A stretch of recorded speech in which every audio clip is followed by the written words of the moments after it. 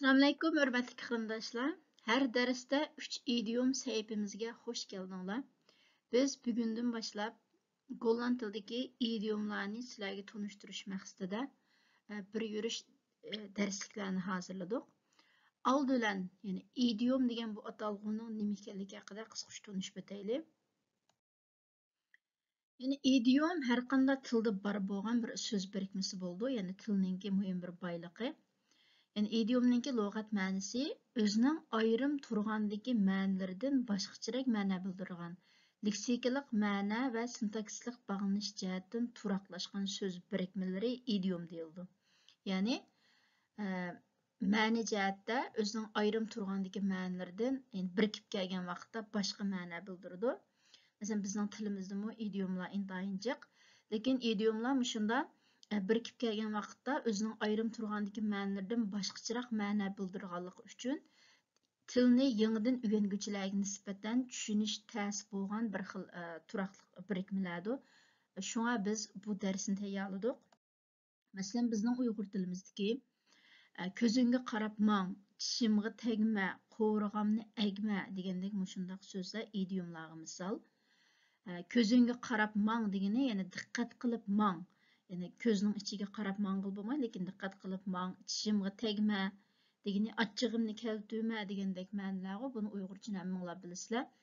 Yani mush Golland tili o'rganish jarayonida, yani Golland tilidagi mushundaq ma'nodagi so'z birikmalari uchraganda, uni tushunish sal qiynalib qolamiz dastlabda o'rganuvchilar uchun. Shuning biz shu maqsadda, shu qiyinchilikni hal qilish uchun bu darslarni tayyorladik.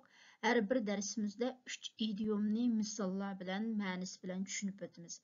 Qanamsa, bugungi darsimizni boshlaylik. Bugun o'rganadigan birinchi idiom on the hunt sein.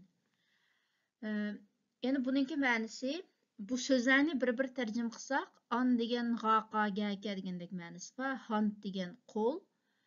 Yani qo'lga deb, lekin asli ma'nosi, yani bir ish olmaq, yuz bermak, yani itis xibören. Masalan, what keke verdrietig, what is er on the hunt? Yani siz bek g'amkin ko'rinasiz go, nemish bo'ldi? Yani what is er on the hunt degan gap nemish bo'ldi, nemish yuz berdi degan ma'noda. Ikkinchi misol, kijk eens what in mensen, what zou er on the hunt sein? Yani qarang av yetki odamlarning jiqliqini nemish yuz bergandi va what zou er on the hunt sein? Nima ish yuz bergandi va, yani ma'nosi bir ish bo'lmoq, yuz bermak. İkinci idiom the hunt haben in. Yani hunt degan qo'l, haben bar bo'lmoq, in bir narsaning ichida, yani bir narsaning ichida qo'li bar bo'lmoq, yani qo'l tiqmoq, aralashmoq degan ma'noda meyverken. Masalan, we have dit gedaan, we have here on the hunt in gehad. Yani bu işte kimning qo'li bor, bu ishga kim aralashdi degan ma'noda. Üçüncü uitdrukking niets om the hand hebben. Yani niets, ish narsa yo'q degan ma'noda. Hand yani qo'l, haben bar bo'lmoq. Yani qo'lida hech bir narsa bo'lmoq. Yani demak jo'g'ini qo'li bekor qolmoq. Yani vaqti bor bo'lmoq, qo'li bekor qolmoq deymiz ғой. Men qo'lim endi bekor bo'ldi deb. Yani bizning tilimizdagi dal ashta ma'noda. Masalan, bir misol, ik ben klaar met mijn huiswerk.